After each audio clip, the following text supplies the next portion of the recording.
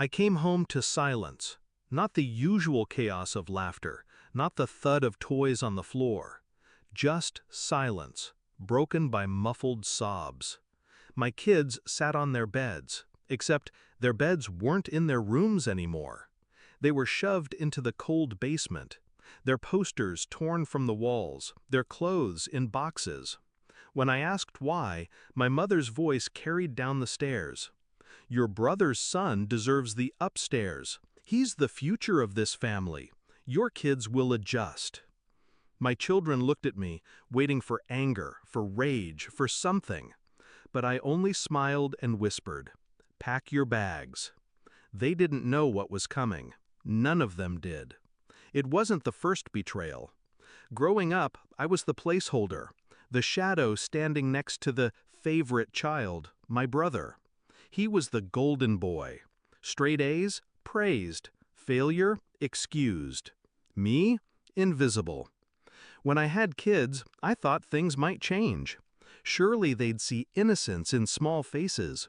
Surely they wouldn't repeat history. But I was wrong. It started small. Gifts for my brother's son, nothing for mine. Photos of him displayed, while mine gathered dust in drawers.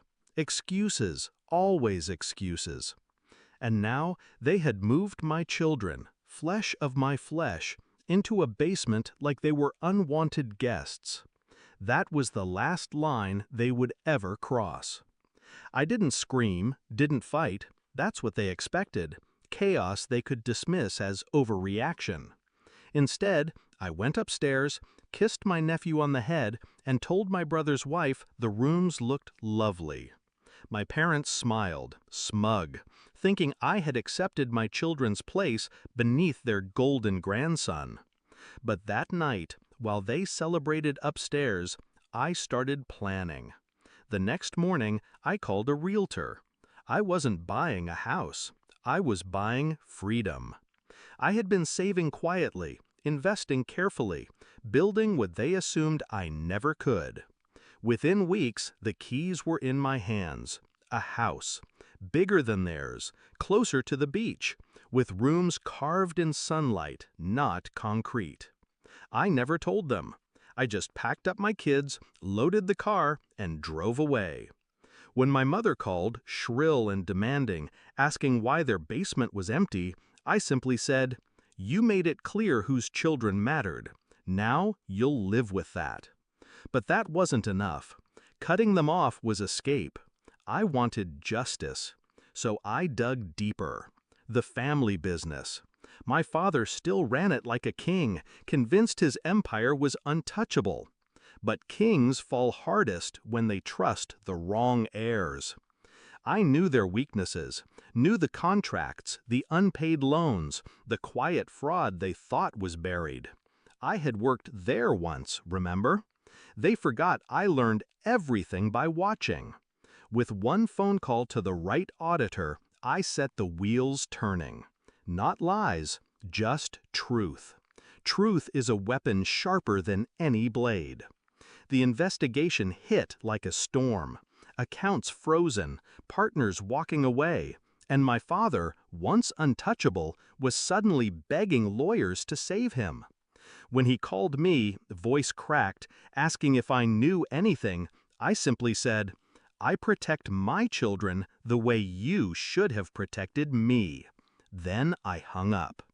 The final blow came months later. We were invited to a wedding, a cousin's. The family gathered, still pretending nothing had changed. My parents avoided me, avoided my children. But whispers of their downfall spread through every table. At dinner, my brother boasted, as always, about his son. My parents nodded, clung to their golden boy like a shield against reality. That's when my daughter, bright, brave, no longer the child who cried in a basement, stood and said, "Dad, can I tell them where we live now?" I nodded. She smiled and said, "We have our own house, with windows bigger than this room, and I never want to sleep in a basement again." The table went silent. My parents' faces drained of color. My brother's smirk faltered. I just raised my glass. That's the thing about betrayal. It doesn't break you, it forges you. They thought they could bury my children in the dark. Instead, they lit a fire in me that burned their kingdom to ash. Now, when I walk through the halls of our home, hear my kids laughing in rooms filled with sunlight, I feel no regret, only clarity. They taught me what family should never be. And in return, I taught them what happens when you mistake silence for weakness.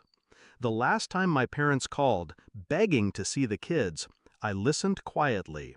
Then I said the same words I whispered that night in the basement. Pack your bags. But this time, I added, and don't come back.